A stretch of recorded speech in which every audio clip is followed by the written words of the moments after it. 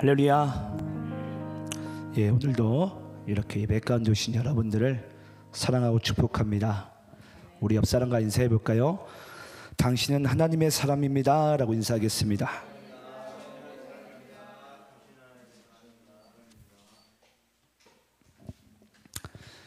우리 모두는 하나님의 사람인 줄 믿습니다. 자, 오늘 우리 주일 저녁 사무엘하 강의 말씀을 이어서 나가도록 하겠습니다. 오늘 말씀은 사무엘하 12장 1절로 15절까지의 말씀, 당신이 바로 그 사람이라.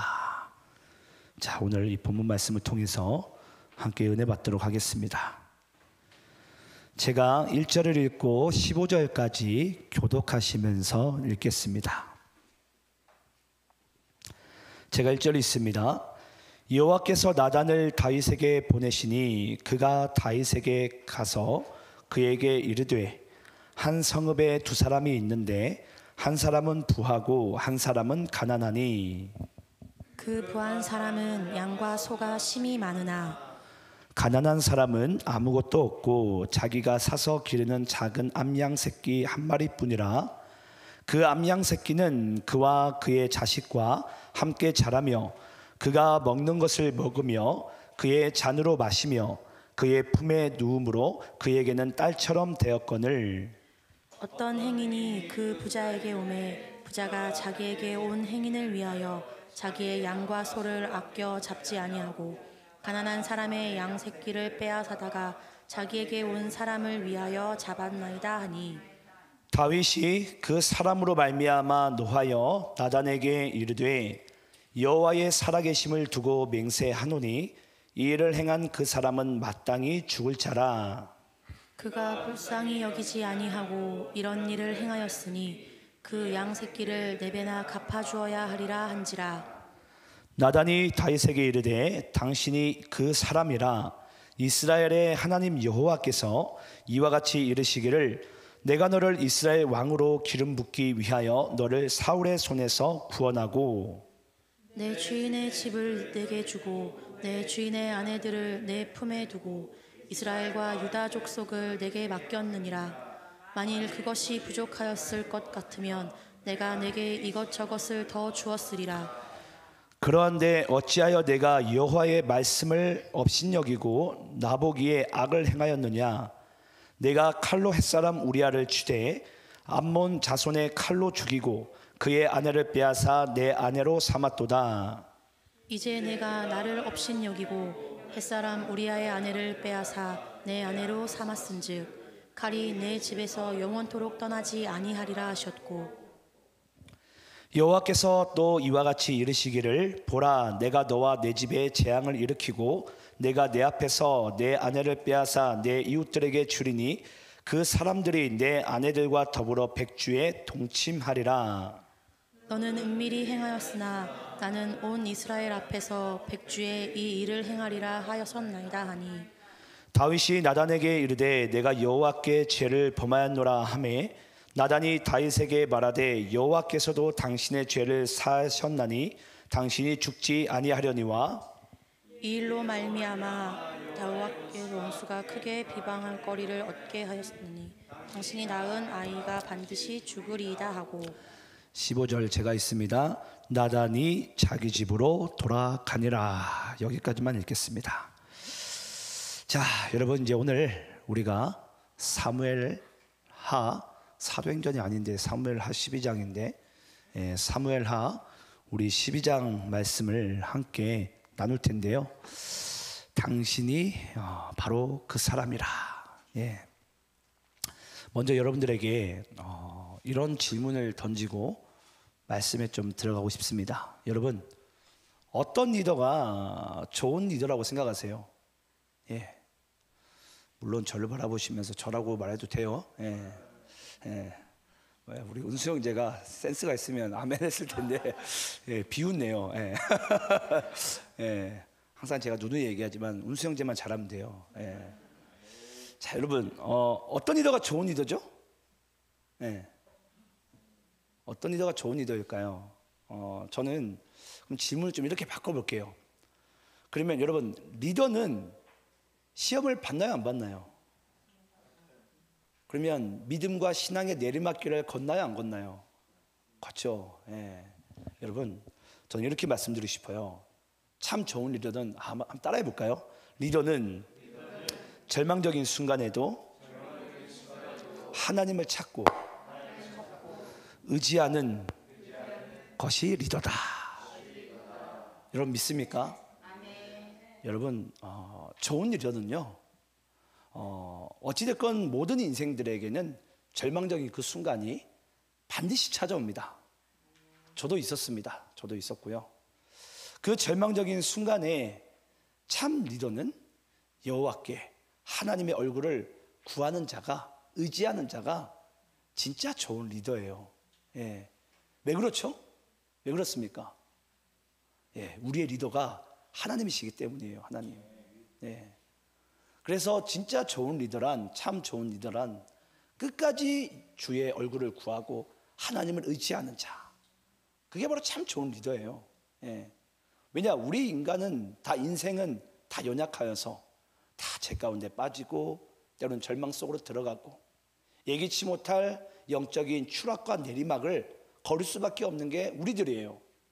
하지만 하나님께서 그런 연약함을 아시고도 리더로 세우셨다면은 그 리더가 끝까지, 세상 끝나는 그날까지 뭐 하길 원하신다고요? 하나님의 얼굴을 구하고 주님을 끝까지 의지하기 원하신다고요. 그래서 하나님은 리더를 세우시는 거예요. 그 리더가 잘나서도 아니고 그 리더에게 소망을 두서도 아닙니다. 예. 여러분, 아무리 이상철 목사가 남다 긴다 하더라도 제가 어떻게 하나님을 여러분들에게 더할 수 있겠습니까? 내가 그리스도를 대신하여 여러분들 앞에 설 수 있겠습니까? 예. 그래서 우리는 끝까지 여호와를 의지하고 바라보는 것이 바로 참 리더예요. 자, 오늘 이제 지난주에 이제 다윗이 드디어 이제 죄를 지었는데, 지난주까지는 다윗이 자기가 죄 지은 사실을 몰랐어요. 예. 사람이 원래 그렇습니다. 내가 죄 짓고도 죄 지은지를 몰라요. 예. 어떤 죄에 빠졌는지를. 그런데 하나님께서 이 선지자 나단을 보내면서 이 다윗이 자기가 얼마나 추악한 죄인인지를 그때서야 비로소 알게 됩니다. 자, 그때 하나님께서 세우신 이 리더는 어떤 행동을 보이는지를 우리가 함께 말씀을 통해서 보도록 하겠습니다. 자, 오늘 우리 1절 2절 말씀을 함께 교독하시면서 읽겠습니다. 제가 1절 있습니다. 갈 길이 지금 바쁘니까 우리 함께 한번 집중해서 보겠습니다. 제가 1절 있습니다. 여호와께서 나단을 다윗에게 보내시니 그가 다윗에게 가서 그에게 이르되 한 성읍에 두 사람이 있는데 한 사람은 부하고 한 사람은 가난하니. 그 부한 사람은 양과 소가 심히 많으나. 여러분, 1절에 보니까 여호와께서 나단을 다윗에게 보내시니, 그리고 난 다음에 다윗에게 어떤 일이 벌어지게 되죠? 죄에 대한 깨달음과 그와 동시에 진정한 회개가 울려 퍼지게 됩니다. 깊은 속에서. 예. 근데 여러분, 이 회개라는 것은 오늘 여기 말씀을 반드시 잊지 마시기 바랍니다. 회개는요, 내가 하는 게 아니에요. 예. 회개는 뭐라고요? 하나님께서 선지자 나단을 다윗에게 보내시니. 예. 우리 인간은 여러분, 내가 어떤 추악한 죄 가운데 빠져 있는지를 인간은 모릅니다. 내가 얼마나 깊은 그 죄의 수렁 가운데 빠져 있는지를 인간이 모른다고요. 그거 알면 여러분, 우리 지금 이렇게 살지 않아요. 살 수가 없어요. 그걸 안다고 한다면. 여러분들의 인생 가운데 하나님의 역사가 왜 안 이루어진 줄 아십니까? 오늘도 하나님께서 우리는 나의 영혼 가운데 이 선지자 나단을 보내듯 오늘 어찌 보면 여기 서 있는 이상철 목사를 통해서 여러분들에게 이 죄에 대한 깨달음과 진정한 회개를 우리에게 강구하실 수도 있어요. 네. 그때 우리의 죄가 연약함이 하나님 안에서 발견되어져야 돼요. 그래서 하나님께서 보내신 그 주의 종을 통해서, 주의 사자를 통해서 뭐 하게 된다고요? 이 다윗이 가지고 있는 죄가 낱낱이 다 밝혀 보여지기 시작하는 거예요.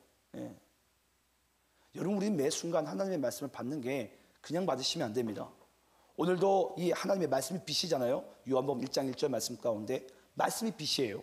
말씀이 그리스도예요. 빛이 어둠에 비출 때 그 어둠이 자연스럽게 물러가야 되는데 어둠이 깨닫지 못하면은 그보다 여러분 불쌍한 영혼이 없어요. 그보다 더 불쌍한 영혼이. 그래서 오늘 여러분 이 하나님의 이 빛의 사자인 어찌 보면은 선지자 나단을 통해서 다윗에게 그 하나님께서 보내시니까 이 다윗이 비로소 이제 자기의 죄를 자백하게 되는데, 저는 오늘 여러분들이 다윗에게 일어난 진정한 이 죄에 대한 깨달음과 이 죄에 대한 진정한 회개는 하나님께서 주관하신 거구나, 하나님께 주장하시는 거구나. 여러분 우리 인간이 보통 예를 들어서 자기가 만약에 예를 들어서 회개라는 걸 가끔 할 때가 있어요. 근데 여러분 우리 스스로 하는 회개는요 대부분들은 반성이나 자아 성찰 정도, 그 정도 수준밖에 되지 않아요. 하지만 하나님께서 보내셔서 어떠한 천사든 사람이든 보내셔서 하시는 그 말씀 가운데 우리는 그 회개는요 우리의 인생을 새롭게 하는 줄 믿습니다. 그래서 우리 인생 가운데 거듭남이라는 역사가 나타나요. 거듭남이라는 역사가, 놀라운 역사가 나타나죠. 이제 하나님의 새 사람을 입게 되는 거죠. 나의 옛사람은 죽고, 그래서 새 사람을 입음으로 말미암아 하나님의 놀라운 말씀의 역사는, 진리의 역사는 우리의 삶 가운데 이루어집니다. 그 가장 중요한 키가 뭐라고요? 하나님께서 나에게 찾아오셔야 돼요. 그게 사람이든 선포되는 말씀이든 또 어떤 주의 천사든 찾아올 때 여러분들이 그 찾아옴을 통해서 아멘으로 화답할 수 있는 여러분들이 될 때 여러분들 속에 있는 죄가 낱낱이 고백되어지고 회개가 울려 퍼지게 되는 줄 믿습니다. 자, 그러면서 우리 한번 3절 4절 말씀을 또 교독하면서 있습니다. 가난한 사람은 아무것도 없고 자기가 사서 기르는 작은 암양 새끼 한 마리뿐이라. 그 암양 새끼는 그와 그의 자식과 함께 자라며 그가 먹는 것을 먹으며 그의 잔으로 마시며 그의 품에 누움으로 그에게는 딸처럼 되었거늘. 어떤 행인이 그 부자에게 오매 부자가 자기에게 온 행인을 위하여 자기의 양과 소를 아껴 잡지 아니하고 가난한 사람의 양 새끼를 빼앗아다가 자기에게 온 사람을 위하여 잡았나이다 하니. 자, 여러분 선지자 나단이 다윗에게 찾아갑니다. 왕이요, 우리 이스라엘에 부자가 있습니다. 근데 그 부자의 집에 한 행인이 손님으로 찾아왔습니다. 그 손님은 누구죠? 행인은 누구죠? 죄죠, 죄. 죄라는 행인이, 죄라는 손님이 부자에게 찾아온 거예요. 부자가 누구죠? 다윗이죠. 다윗에게 찾아온 거예요. 그때 그 부자가 자기의 수많은 그 양들이 있음에도 불구하고 자기 이웃에게 있는 딸처럼 여기는, 자신의 딸처럼 여기는 한 마리의 양이 있는데 그 한 마리의 양을 빼앗아 가지고 그 죄라는 행인에게 그것을 대접하였나이다. 왕이요, 이게 어찌된 일입니까? 라고 얘기를 합니다. 여러분 그 한 마리의 양이 누구죠? 밧세바예요, 밧세바. 그 밧세바를 가지고 그냥 이렇게 대접을 하는 거예요. 누구에게? 죄한테 바치는 거죠. 아니 왕이요, 이런 일이 이스라엘에 있을 수 있습니까? 라고 지금 선지자 나단이 비유적으로 지금 이 다윗에게 죄에 대한 고발을 이렇게 하고 있는 거예요. 자, 그때 한번 다윗의 반응을 보겠습니다. 자, 다윗의 반응을 5절 말씀을 여러분들이 읽겠습니다. 자, 함께 있습니다. 시작. 다윗이 그 사람으로 말미암아 노하여 나단에게 이르되 여호와의 살아계심을 두고 맹세하노니 이 일을 행한 그 사람은 마땅히 죽을 자라. 다윗이 뭐라고 얘기합니까? 내가 여호와의 이름을 걸고 살아계심을 내가 두고 맹세하노니 이 일을 행한 그 사람은 내가 마땅히 죽이리라. 여러분 이 5절 이야기를 다윗이 고백하게 될 때에 추호도 자신이라는 그 사실을 알았을까요? 몰랐을까요? 몰랐죠. 여태까지만 해도 다윗은요 이 부자가 자신인 걸 몰라요. 자기한테는 지금 어쩌면은 수십 명의 그 첩이 있음에도 불구하고 후궁들이 있음에도 불구하고 자신의 그 오른팔 장수인 그 우리야 장군의 아내 그 밧세바 한 명의 그 아내를 빼앗아 가지고 죄한테 바치는 거예요. 아니 어찌 왕이요, 이런 일이 어떻게 이스라엘에 있을 수 있습니까? 이런 일이 어떻게 이런 일이 있을 수가 있냐고요. 그때 다윗이 여러분 5절 말씀은 자기의 진심을 가지고 고백을 하는 거예요. 왜냐? 내가 여호와 이름을 가지고 내가 지금 하니까 여호와 이름을 가지고 내가 맹세하는데 그 사람 내가 반드시 내가 죽이겠다고. 어디 그런 사람이 이스라엘 땅 가운데 발을 딛고 살 수가 있냐고 호언장담을 합니다. 근데 지금 다윗은 그 부자가 자신인지를 전혀 언감생신 요만큼도 몰라요. 요만큼도. 자, 그런 상황에서 6절 제가 있습니다. 그가 불쌍히 여기지 아니하고 이런 일을 행하였으니 그 양 새끼를 네 배나 갚아 주어야 하리라 한지라. 여기서 다윗이 또 뭐까지 또 끌어당기죠? 율법의 말씀까지 지금 끌어당기죠. 율법의 다른 사람의 것을 이렇게 훔치게 되면은 네 배로 갚아야 됩니다. 그게 여러분 아시겠지만 우리 신약에서도 등장하죠. 우리 누가복음 18장에 가면은 삭개오가 예수를 만나자마자 자기 집에 딱 예수님이 유하자마자 뭐라고 고백하죠? 내가 다른 사람 것을 부득이하게 뺏은 것이 있다면 내가 네 갑절이나 갚겠나이다. 그때도 똑같은 율법의 보상이 나옵니다. 그러니까 지금 다윗은 그 사람을 마땅히 죽여야 되겠고 그 사람이 가지고 있는 모든 이 네 갑절을 그 이제 피해자에게 갚아줘야 된다라고 율법적으로도 지금 이렇게 얘기하는 거예요. 그러니까 지금 다윗은 진심을 다해서 지금 이 죄에 대한 형벌을 지금 원하고 있습니다. 죄에 대한 형벌을. 자, 그러면서 7절 말씀 또 여러분들 읽어봅니다. 자, 함께 있습니다. 시작. 나단이 다윗에게 이르되 당신이 그 사람이라. 이스라엘의 하나님 여호와께서 이와 같이 이르시기를 내가 너를 이스라엘 왕으로 기름 붓기 위하여 너를 사울의 손에서 구원하고. 한번 따라해 봅시다. 나단이 다윗에게 이르되 나단이 다윗에게 이르되 당신이 그 사람이라. 여러분 바로 이 말이 나단 선지자로부터 입에서 떨어질 때부터 떨어지는 그 순간부터 다윗은요 꼼짝도 못하고 그 자리에 주저앉습니다. 그리고 그 자리에서 7일 동안을 금식하고 울며 하나님 앞에 회개를 하게 됩니다. 이 죄에 대한 깨달음이 선지자 나단을 통해서 딱 알게 되는 그 순간에 여러분 이게 회개예요. 내가 다시 그 반복된 죄 가운데 빠지지 않는 하나님께서 나로 하여금 그 죄에 대한 형벌을 알게 하시고 죄에 대한 무게를 알게 하시고 그 죄가 얼마나 무서운 그 죄의 대가를 낳게 되는지를 주님께서 알게 하실 때 비로소 이 다윗이요 거기에 꼼짝없이 그냥 주저앉는 거예요. 아무리 신하들이 지금 다윗에게 같이 우리가 밥을 먹자, 같이 우리가 즐기자 그래도 다윗의 귀는 들리지도 않아요. 왜냐? 그게 중요하지 않거든요. 죄에 대한 이 형벌의 무게가 그만큼 크다라는 그 사실을 다윗이 아는 거예요. 여러분 이게 회개라니까요. 이게 회개라고요. 우리는 무슨 회개하면요 내가 좀 찬양 부르다가 슬픈 찬양 나오면은 천부의 의지 없어 그 찬양 나오면은 왠지 내가 손들면서 내가 눈물 흘리는 게 우리가 회개인 줄 알아요. 그런 영혼들이 회개인 줄 알고 착각하다가 또 뭐 하는 줄 아십니까? 예배 끝나자마자 똑같은 죄 지어요. 예배 끝나자마자. 여러분 우리는요 날마다 하나님 앞에 우리의 죄가 하나님 앞에 낱낱이 드러날 수 있도록 하나님 앞에 우리의 연약함이 다 밝혀질 수 있도록 우리 그것을 위해서 우리 주님 앞에 간구해야 됩니다. 그래야지 우리가 하나님 안에서 참 새 사람의 인생을 살 수가 있어요. 여러분 왜 다윗과 사울을 이렇게 두고서 그들의 인생이 왜 다른 줄 아십니까? 하나님께서 이 사울에게 죄를 이렇게 죄를 짚을 때는요 사울의 반응과 다윗의 반응이 달라요. 어찌 보면은 죄에 대한 무게는 사울보다 저는 다윗이 훨씬 더 크다고 생각을 해요. 그런데 하나님께서는 사울은 버리되 누구는 안 버리죠? 다윗은 버리지 않습니다. 다윗은 버리지 않아요. 자, 그 말씀 우리가 조금 이따 우리 다룰 텐데 그래서 우리는요 오늘도 이 십자가를 바라볼 때마다 잊지 마셔야 됩니다.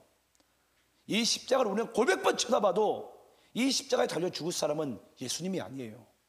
내가 죽어야 된다니까. 내가 마땅히 죽어야 될 이 십자가를 하나님께서 뭐 하신다고요? 그 아들을 십자가에 달려 죽으신다고요. 여러분 이게 말이 됩니까? 우리 맨날 천날마다 교회 오니까 예수 십자가 보혈의 능력 그냥 찬양 부르고 박수치고 부르니까 이 십자가의 보혈의 능력이 얼마나 귀한지를 몰라요. 죄에 대한 이 형벌의 무게가 얼마나 이 가중한지를 몰라요. 제가 여러분께 말씀드렸잖아요. 십자가는 모든 것이 은혜이자 사랑이 맞습니다. 하지만 이 십자가의 또 다른 단면은 뭐죠? 이 십자가는 여러분 저주의 상징이자 심판의 상징이 돼야 돼요. 죄가 그만큼 무섭다는 사실을 우리는 알아야 된다고요. 근데 맨날 십자가를 볼 때마다 우리는 다 용서하셨다고. 예. 용서한 건 맞아요. 그런데 왜 우리가 그 용서한 죄를 우리가 분명히 하나님 앞에 자백함에도 불구하고 왜 또 그걸 우리가 불과 1시간 지나서 2시간 지나서 똑같은 죄를 왜 또 짓냐고요. 그 이유가 아직까지 이 십자가가요 우리 안에 입체적으로 와닿지 않아서 그래요. 여러분, 왜 우리가 세례를 받을 때 물속에 들어갔다가 다시 일어난 줄 아십니까? 물속에 들어간 걸 뭐라고 얘기하죠? 이 죄로부터 나는 이제 죽었다라는 거예요. 죽었다. 예. 그러면서 뭐합니까? 물속에 일어날 때 이제 내가 뭐라고요? 이제 새 사람이 됐다라는 뜻이에요.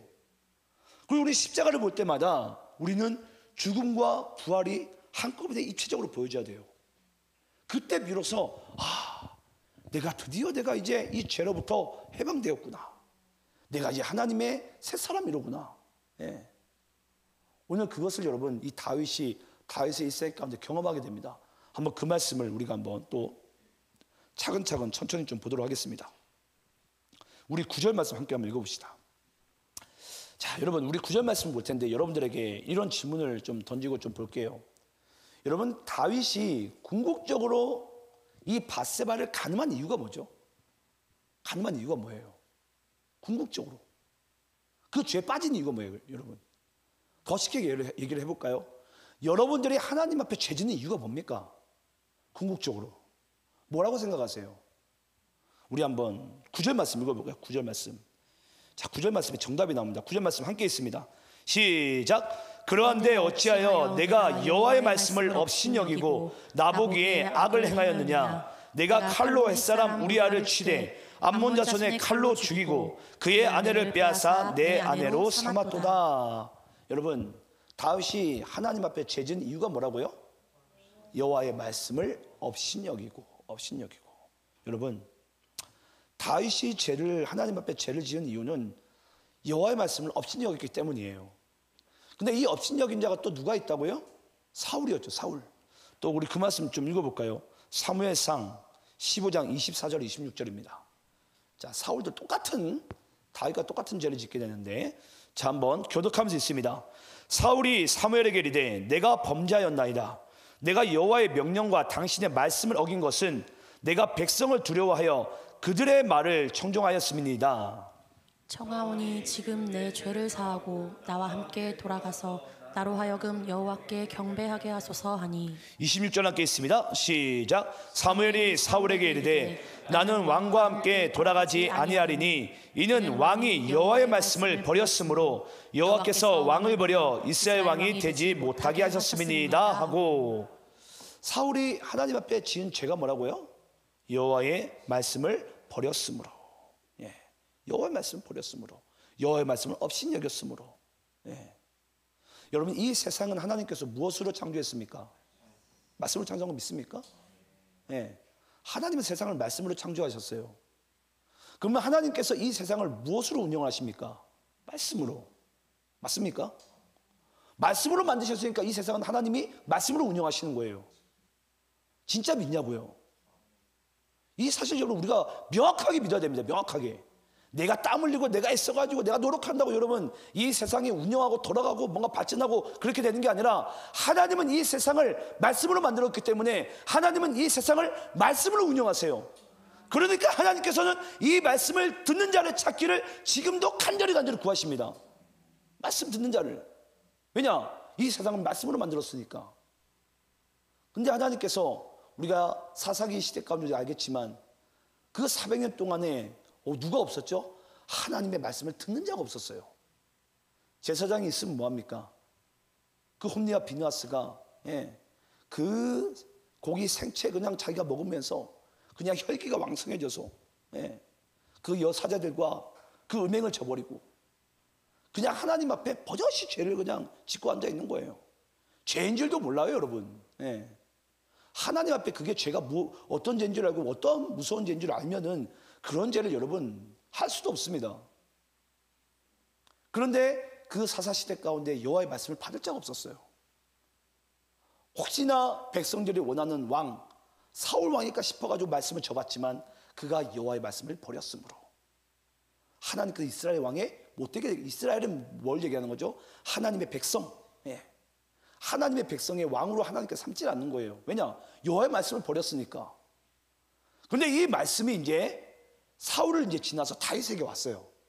하나님께서 다윗에게 이제 이 말씀을 줘봤는데 이 다윗이 또 여호와의 말씀을 없음 여겼으므로. 근데 우리 이제 여기서 보게 되면 뭐지 그러면?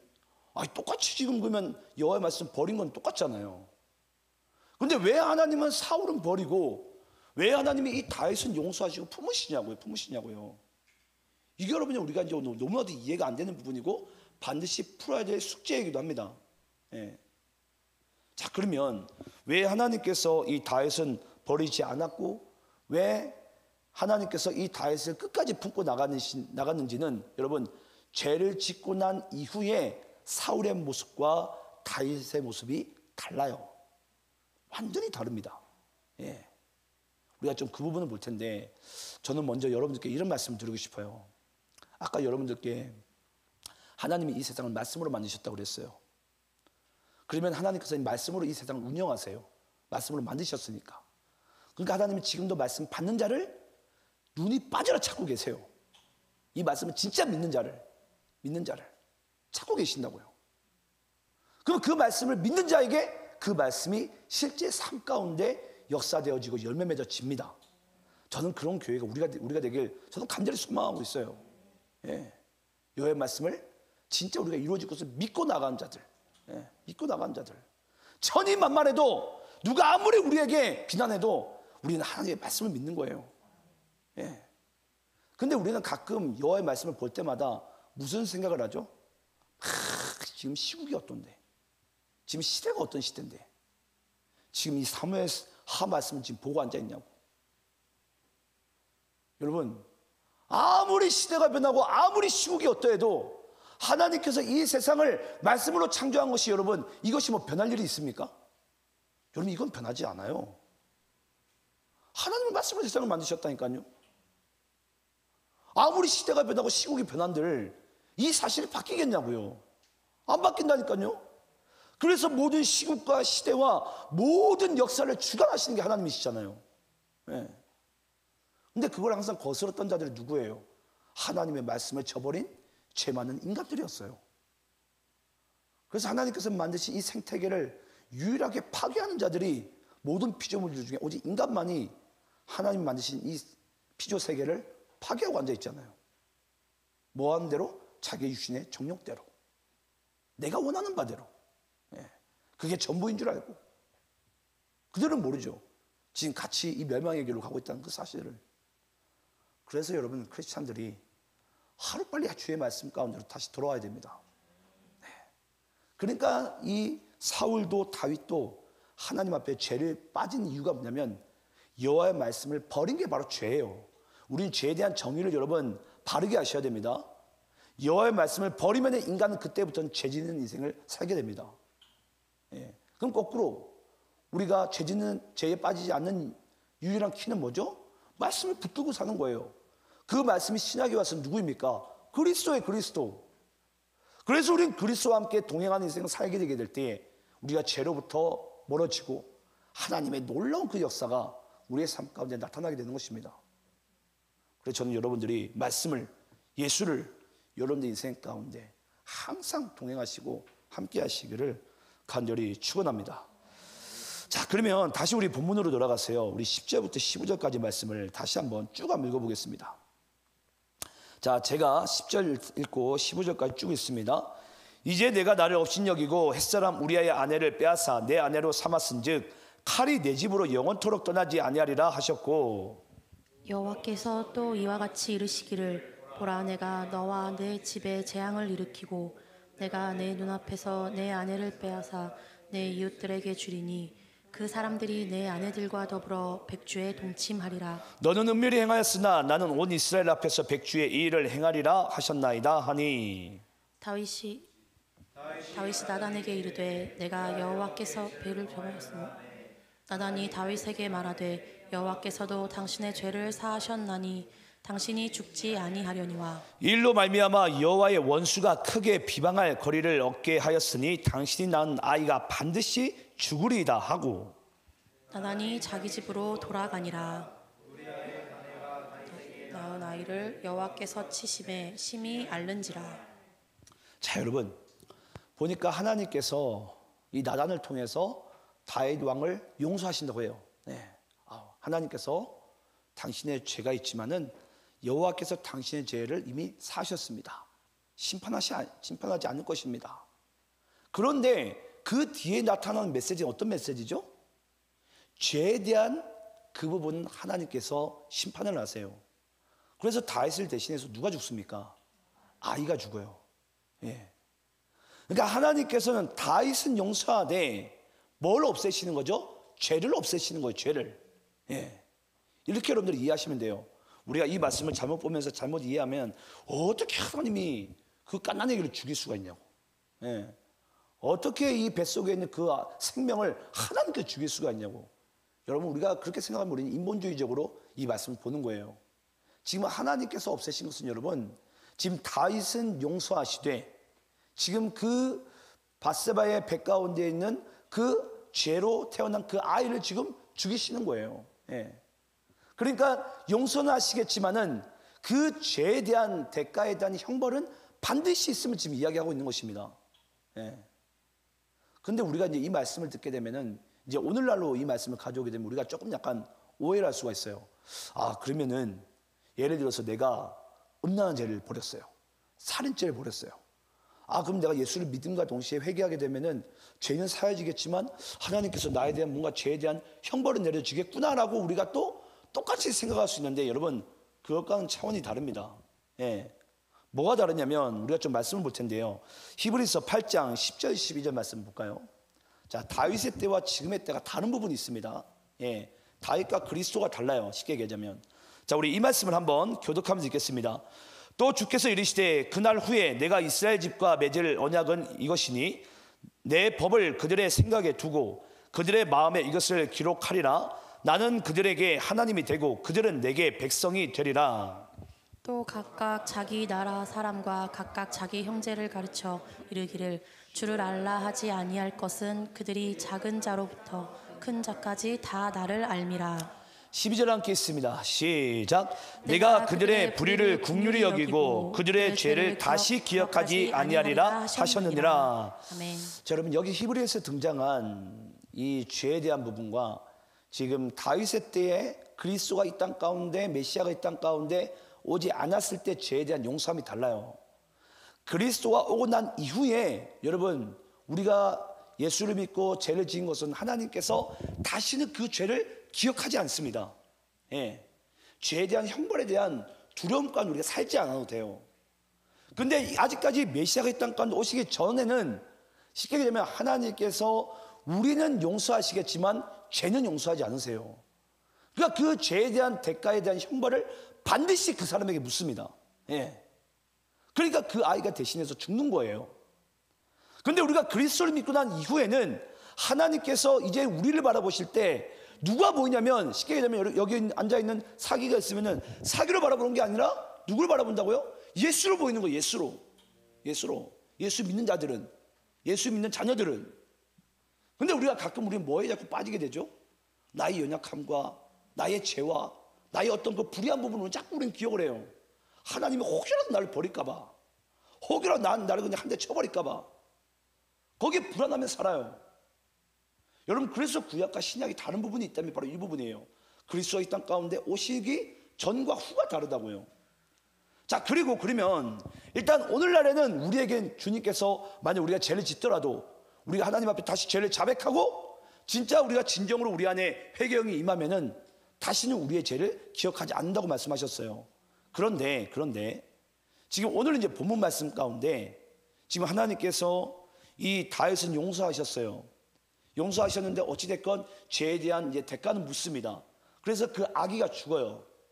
근데 여기서 중요한 것은 여러분, 왜 하나님이 사울은 그냥 쉽게 얘기하자면은 왜 버리시고 다윗은 용서하시면서 왜 제 대가만 물었냐고요. 이게 이제 우리가 이제 풀어야 될 하나의 숙제예요. 여러분 왜 그런 거죠? 차이점이 뭐죠? 차이점이 뭡니까, 여러분? 우리가 지금 오늘 여기까지는 등장하지 않았는데요. 이제 조금 이제 저 밑에 있는 말씀을 보게 되면 다윗은요, 하나님께서 나단 선지자로부터 하나님께서 사울 왕에게 누구를 보내시죠? 사무엘을 보내시죠. 다윗에게는 나단 선지자를 보내요. 똑같이 주혜정을 보냅니다. 주혜정을 보내게 되는데 여기서 중요한 게 뭐냐면요, 사울에게 사무엘 선지자를 보낼 때 사울은 죄에 대한 지적이 있을 때 뭐라고 얘기하죠? 거기에 변명을 대요. 변명을. 근데 다윗은 나단 선지자로부터 죄에 대한 지적을 받게 될 때 어떻게 행동을 하게 되죠? 내가 죄인으로서이다 얘기합니다. 네. 이게 바로 차이점이에요, 여러분. 아까도 말씀드렸어요, 여러분들께. 아무리 훌륭한 리더십도요, 하나님 앞에 죄를 범할 수가 있어요. 범죄할 수 있다고요. 영적인 추락의 길로 내려갈 수 있어요. 인간이다 보니까. 근데 그 순간에 하나님께서 나에게 찾아오셨을 때 우리가 다시 반등할 수 있는, 영적으로 회복할 수 있는 유일한 길이 뭐라고요? 내가 죄인으로서이다 라고 얘기하면서 주님 앞에 엎드려야 돼요, 여러분. 예. 그런데 그 사무엘의 그 지적 가운데 사울은 뭐합니까?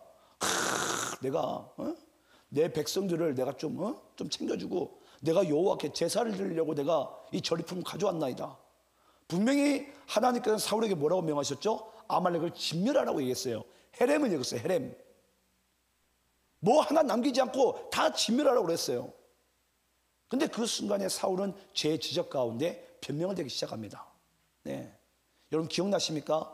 창세기에서 그 뱀의 유혹에 빠진, 그래서 하와가 사과를 먹자마자 하나님께서 하와에게 너 왜 사과를 먹었니? 아담에게도 너 왜 사과를 먹었니? 아담이 뭐라고 얘기하죠? 하나님이 내게 주신 여자가 나한테 사과를 줘서 먹었나이다. 변명을 합니다. 하와에게 또 묻습니다. 너 왜 사과 먹었니? 아니 뱀이 나한테 이게 사과를 줬습니다. 자기가 죄진 걸 인정하지 않아요, 하나님 앞에. 네. 변명을 이루어놓는다고, 변명을. 여러분 이건 회개가 아닙니다. 회개가 될 수도 없고요, 그 사람의 새로운 인생을 살 수가 없어요. 네. 그러니까 우리는 성경을 자칫 잘못 보게 되면은, 아니 아무리 눈 씻고 들여다봐도 잘못은 다윗이 더 큰 죄를 지은 것 같은데 왜 하나님이 사울은 버리고 왜 다윗은 품으셨냐고요. 근데 똑같은 죄를 누가 더 큰 죄, 누가 더 적은 죄, 이게 하나님께 중요한 게 아니에요. 죄에 대한 지적과 죄에 대한 깨달음이 나의 심령 가운데 딱 꽂히는 그 순간에 우리는 뭐 해야 된다고요? 내가 죄인입니다, 주님. 내가 죄인입니다, 주님. 이걸 하나님 앞에 우리가 고백할 수 있어야 돼요. 이게 여러분 은혜 받는 유일한 길입니다. 다시 우리가 영적으로 반등할 수 있는 유일한 길이라고요. 다시 말씀으로 돌아갈 수 있는 유일한 길이라고요. 네. 저는 그 길에 여러분들의 인생이 들어서기를 간절히 소망합니다. 자, 그러면서 우리 한번 16절부터 이제 쭉 한번 읽어보겠습니다. 자, 말씀을 잘 우리 여러분들이 이 흐름을 이해하시면서 읽으시기 바랍니다. 그냥 읽지 마시고. 자, 16절부터 먼저 18절까지 먼저 있습니다.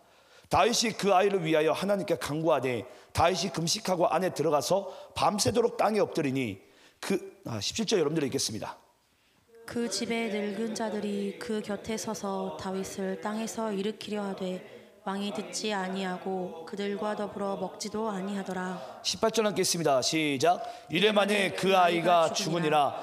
그러나 다윗의 신하들이 아이가 죽은 것을 왕에게 아뢰기를 두려워하니 이는 그들이 말하기를 아이가 살았을 때에 우리가 그들에게 말하여도 왕이 그 말을 듣지 아니하셨나니 어떻게 그 아이가 죽은 것을 그에게 아뢰 수 있으랴. 왕이 상심하시리로다. 3이라. 자, 여러분 여기 보니까 결국은 그 아이가 이래 만에 죽게 됩니다. 하나님께서 죄에 대한 대가를 반드시 물으셨어요. 메시아가 오기 전에. 예. 다 주님께서는 용서를 하실 때, 다윗을 용서하실 때 죄에 대한 대가는 정확히 물으셨습니다. 자, 그리고 난 다음에 자, 우리 19절부터 23절까지 또 있습니다. 자, 19절 제가 있습니다. 다윗이 그의 신하들이 서로 수군거리는 것을 보고 그 아이가 죽은 줄을 다윗이 깨닫고 그의 신하들에게 묻되 아이가 죽었느냐 하니 대답하되 죽었나이다 하는지라. 다윗이 땅에서 일어나 몸을 씻고 기름을 바르고 의복을 갈아입고 여호와의 전에 들어가서 경배하고 왕궁으로 돌아와 명령하여 음식을 그 앞에 차리게 하고 먹은지라. 그의 신하들이 그에게 이르되 아이가 살았을 때에는 그를 위하여 금식하고 우시더니 죽은 후에는 일어나서 잡수시니 이 일이 어찌 됨이니까 하니. 이르되 아이가 살았을 때 내가 금식하고 온 것은 혹시 여호와께서 나를 불쌍히 여기사 아이를 살려주실는지 누가 알까 생각함이거니와. 23절 함께 있습니다. 시작. 지금은 죽었으니 내가 어찌 금식하랴. 내가 다시 돌아오게 할 수 있느냐. 나는 그에게로 가려니와 그는 내게로 돌아오지 아니하리라 하니라. 여러분, 다윗은 자기 그 아들이 죽은 줄 알면서도 신하들에게 물어서 그 아이가 죽었느냐. 왕이요, 죽었습니다. 그때부터는 이 다윗이요, 자기의 모든 의복을 깨끗하게 갈아입고 목욕도 재개하고 이제 하나님 앞에 완전히 깨끗한 모습으로, 온전한 모습으로 이제 예배를 드리러 이제 들어가게 됩니다. 그 모습을 본 신하들이 이해가 되질 않는 거예요. 왕이 어떻게 저럴 수가 있을까? 왕이 자기 아들이 죽었을 때 그 슬피 바닥에 주저앉아서 울던 것은 이건 연기였을까, 쇼였을까? 이 신하들은 도무지 이해가 되지 않는 거예요. 그때 다윗이 입을 열어서 신하들에게 얘기하죠. 내가 다시 어떻게 한들 그 아이가 내게는 올 수 없으되 나는 그에게 갈 수도 있고, 그 이야기를 여러분 하게 됩니다. 결국 그 생명의 주권이 누구에게 있다라는 거예요? 하나님께 있는 거예요, 여러분. 예.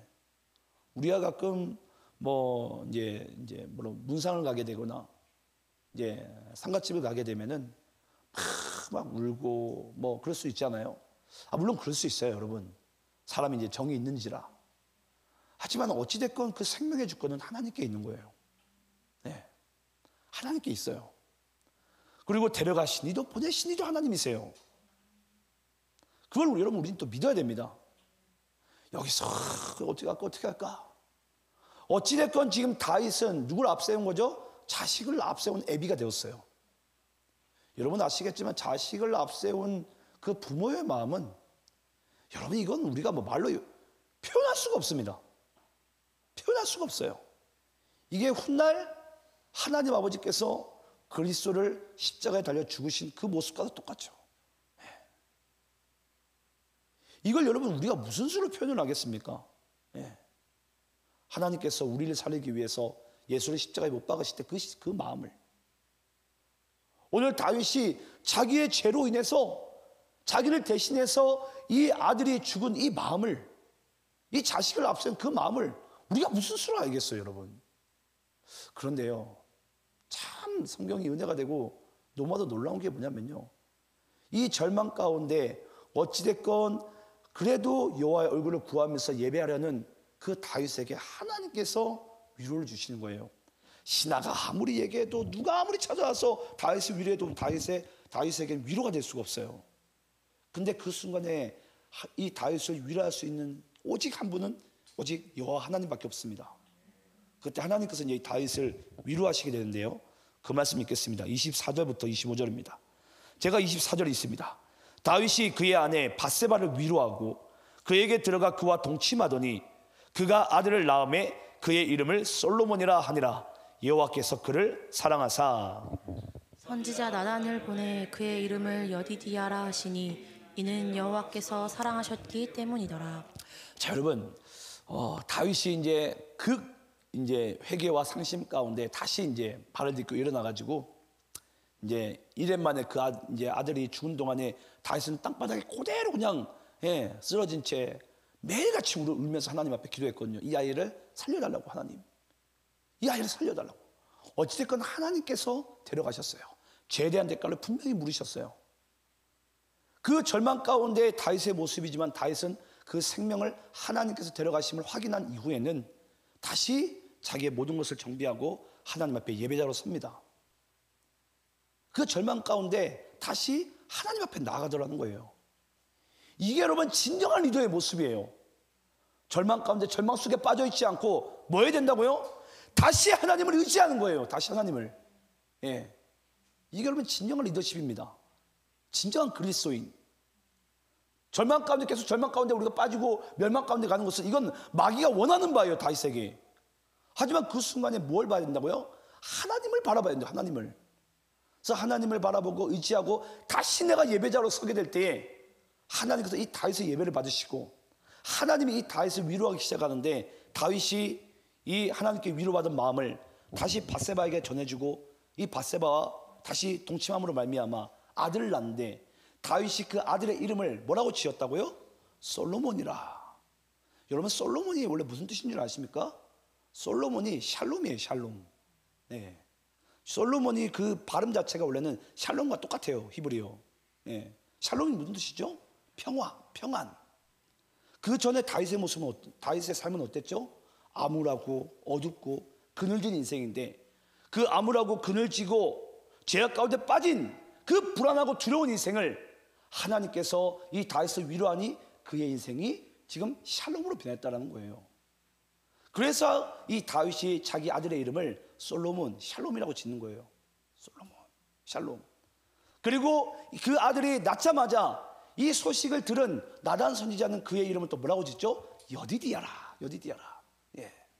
하나님께서 이 아이를 사랑하셨습니다. 하나님께서 이 죄악 가운데 빠져있는 다윗과 이 밧세바를 사랑하셔서 그 속에서 난 그 아이가 바로 여디디야 솔로몬인 샬롬이라는 거예요. 그러니까 여러분, 분명히 어제까지만 해도 우리는 이 죄악 가운데 빠져 있었고 암울하고 그늘진 인생 가운데 살았었는데, 드디어 하나님께서 다시 우리가 주를 바라보고 주를 의지하고 예배자로 서니까 하나님의 유로하심으로 말미암아 다시 이 절망이 샬롬으로, 두려움이 솔로몬으로, 그러면서 우리가 하나님께 버림받은 줄 알았는데 하나님께서 우리를 여전히 사랑하심으로 여디디야로 우리를 불러주시는 거예요. 그 여디디야가 바로 여러분, 바로 우리들이에요. 내가 바로 여디디야. 내가 여디디야. 예. 원래 우리가 죄악 가운데 출생했잖아요.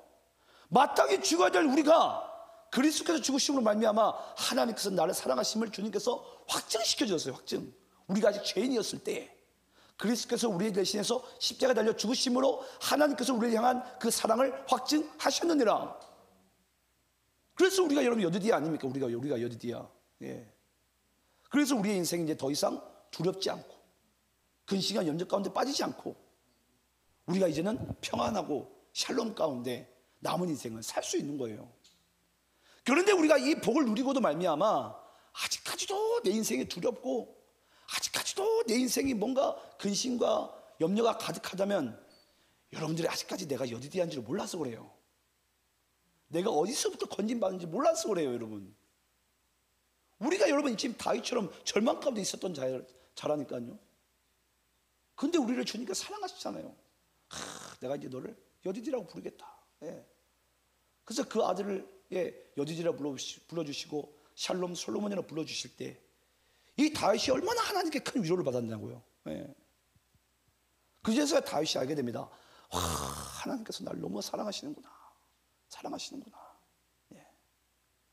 그래서 다윗이 아시겠지만은 이날 이후에도 다윗은 계속해서 침상이 좋도록 여호와께 기도하죠. 여호와여, 나를 떠나지 마소서. 그리고 나의 연약함 때문에 여호와 나 사이에는 중보자가 필요합니다. 그게 바로 예수 그리스도입니다. 그 다윗의 간절한 인간의 연약함의 그 기도가 훗날 이 땅의 메시아로 이 땅 가운데 오시게 되고 그 메시아를 믿는 자마다 이 다윗과 똑같은 위로함을, 하나님의 그 사랑을 받게 된 것이 바로 여러분들이고 우리들입니다. 예. 얼마나 감사하냐고 여러분. 예. 이걸 제가 오늘 밤새 얘기해도 여러분 이 말씀이 얼마나 우리에게 은혜가 됩니까? 감사할 줄 알아야 돼요. 감사할 줄을. 예. 그러면서 마지막으로 우리 이제 참 저도 이제 말씀을 이제 오늘 제가 연구하다가 오늘 시간 조금 지나가도록 이해하세요. 이 말씀만 읽고 마칠 텐데, 말씀이 갑자기 26절부터 31절까지 이상한 말씀이 드러납니다. 근데 이 이상한 말씀이 저도 이해가 되지 않았는데 이 말씀이 너무나도 우리에게 은혜가 된 말씀이에요. 자, 이 말씀 읽고 마칠게요. 자, 26절부터 31절 교독하면서 있습니다. 요압이 암몬 자손의 랍바를 쳐서 그 왕성을 점령하매 요압이 전령을 다윗에게 보내 이르되 내가 랍바 곧 불들의 성읍을 쳐서 점령하였으니 이제 왕은 그 백성의 남은 군사를 모아 그 성에 맞서 진치고 이 성읍을 쳐서 점령하소서. 내가 이 성읍을 점령하면 이 성읍이 내 이름으로 일컬음을 받을까 두려워하나이다 하니. 다윗이 모든 군사를 모아 라빠로 가서 그곳을 쳐서 점령하고 그 왕의 머리에서 보석 박힌 왕관을 가져오니 그 중량이 금 한 달란트라. 다윗이 자기의 머리에 쓰니라. 다윗이 또 그 성읍에서 노략한 물건을 무수히 내오고 그 안에 있는 백성들을 끌어내어 톱질과 썰애질과 돌구이를 그들에게 하게 하니라. 암몬 자손의 모든 성읍을 이같이 하고 다윗과 모든 백성이 예루살렘으로 돌아가니라. 여러분 말씀이 지금 묘사가 참 이루어집니까? 좀 보여집니까 여러분? 오늘 말씀이 여러분 너무나도 은혜가 되는 게 뭐냐면요, 지금 다윗의 이 성 안에는 난리법석이 났어요. 지금 난리법석이. 근데 지금 이 와중에도 지금 요압이라는 다윗의 이 장군은 지금 뭐하고 앉아 있는 거죠? 전쟁을 치르고 앉아 있는 거예요. 암몬과 지금 전쟁을 치르고 앉아 있는데, 그 암몬과 전쟁을 치를 때 지금 요압이 보니까 내가 이제 암몬 성을 제가 점령하게 생겼어요. 근데 그 요압이 자기가 가만히 생각해 보니까 내가 이 성을 점령하고 난 다음에 깃발을 꽂게 되면은 이렇게 되면 이제 내 이름이 드러나게 생겼는데, 아니 물론 요압이 다 전투에서 이기고 그리고 요압이 다 무찌른 전쟁이 맞아요. 왜냐하면 지금 다윗은 지금 성 안에 지금 난리법석이 났으니까. 그 소식도 모르고 지금 요압은 다윗의 명령하에 지금 암몬과 열심히 전쟁한 가운데 어찌됐건 암몬을 점령했어요. 근데 혹시라도 자기가 그 깃발을 꽂게 되면은 여러분 내 이름이 드러날 것 같은데, 그 급히 이제 요압이 이제 다윗에게 얘기합니다. 왕이요, 왕이 빨리 지금 이 전장에 오셔가지고 암몬에 지금 오셔가지고 당신의 그 깃발을 칼을 꽂으소서. 그러니까 모든 대가가 모든 지금 이 뭐라고 될까요? 이 승리에 대한 기쁨을 영광을 누구에게 돌리는 거예요? 다윗에게 돌리는 거예요, 요압이. 근데 여러분 오늘 이게 왜 우리에게 은혜가 된 줄 아십니까?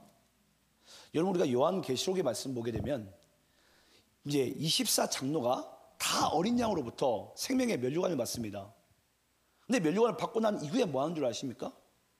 다시 그 면류관을 벗어가지고 어린 양께 드립니다. 우리가 그 찬양 부르시죠? 면류관을 드리리 어린 양께 하면서 우리가 그 찬양이 이제 요한계시록에 나오는 그 말씀이거든요. 아니 24장로가 이제 예수님께서 그 장로들에게 이제 쉽게 얘기하자면 이 땅에서 수고했다고 다 이 생명의 면류관들을 다 씌워주고 있는데, 도리어 그 장로들은 뭐 한다고요? 그 면류관을 다시 벗어서 어린 양께 드리는 거예요. 여러분 이 모습이 뭘 얘기하는 거죠? 우리가 구원받고 이 땅에서 우리가 하나님의 그리스도의 이름으로 놀랍게 영적으로 승리한 모든 그 장본인이 누구의 은혜라는 거예요? 하나님의 어린 양 예수의 은혜라는 거예요. 그걸 지금 여러분 지금 이 어린 양께 면류관을 드리게 될 때 하나님, 내가 나된 것이 하나님의 은혜입니다. 내가 나된 것이 그리스도의 보혈의 공로입니다라는 것을, 그걸 지금 여러분 26절부터 31절까지 이걸 보여주고 있는 거예요. 그러면 결국은 여러분 사무엘하 12장 말씀 가운데 이 말씀이 등장한 이유가 뭔 줄 아십니까? 인간은 지금 죄악 가운데 빠져 있고 슬픔과 지금 이 뭐라고 할까요? 흑암 가운데 지금 혼돈 가운데 있지만은 지금 하나님의 그 복음의 역사는 뭐 하고 있다라는 거예요? 계속해서 이루어지고 있다라는 거예요. 그 결국은 이 모든 공로에 대한 대가와 영광을 누가 받으신다고요? 어린 양님께서 받으신다. 어린 양께서, 예수께서. 그 이야기를 좀 여러분 우리에게 하고 있습니다. 그러니까 여러분 이제 말씀을 이제 결론을 맺습니다. 그럼 예수 믿는 우리의 입장에서는 이제 더 이상 우리는 좌절할 이유도, 절망 속에 빠질 이유도, 죄 가운데 힘들어할 이유도, 우리가 어떤 우리 절망 가운데 빠질 이유가 없어요. 예수 믿는 사람이 여러분 자살하면 불가능합니다. 어떻게 예수 믿는 여러분 우리가 자살하고 어떻게 예수 믿는 사람이 낙심할 수 있습니까? 이건 불가능하다니까요, 여러분. 오늘 이 말씀 여러분 진짜 믿는다면. 아니 사무엘하 12장 말씀 믿고도 우리가 아직까지도 내 절망 가운데, 두려움 가운데, 근심 가운데 내 미래가 어떻게 될까 불안한 가운데 살아간다면 이건 아직도 여러분 예수가 뭔지도 모르는 거예요. 이제 최소한 이 사무엘하 12장 말씀을 여러분이 진짜 알았다면 지금 다윗 성 가운데 지금 지지고 볶고 지금 난리법석이 났더라도 하나님은 하나님의 복음의 역사를 계속해서 이루어 나가시더라고요. 그래서 그 마지막은 이 모든 승리의 면류관을 우리는 그 와중에 다윗처럼 다시 회복했다가 잘렸다가 회복했다가 잘렸다가 우리 이걸 반복하거든요. 우리 속에서. 근데 여전히 하나님의 이 역사는 세상 안에서 세상 밖에서 계속 이루어 가더라고요. 우리가 이렇게 왔다 갔다 하는 동안에 우리 심령이. 그러니까 우리 마지막에는 그 생명의 면류관을 우리가 받을 것이고 그 모든 정교 영광 우리가 어린 양께 들음으로 말미암아 드디어 이제 하나님의 나라가 이 땅 가운데 회복되어지며 수많은 영혼들을 구원함의 역사함이 반드시 주의 나라에 이루어지게 될 줄 믿습니다.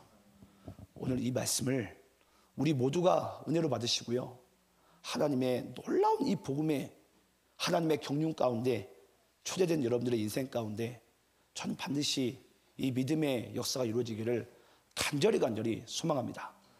함께 기도하겠습니다. 우리 시간 결단 찬양은 그냥 오늘은 하지 않도록 하겠습니다. 제가 기도하고 우리 통성기도로 하겠습니다. 기도합니다.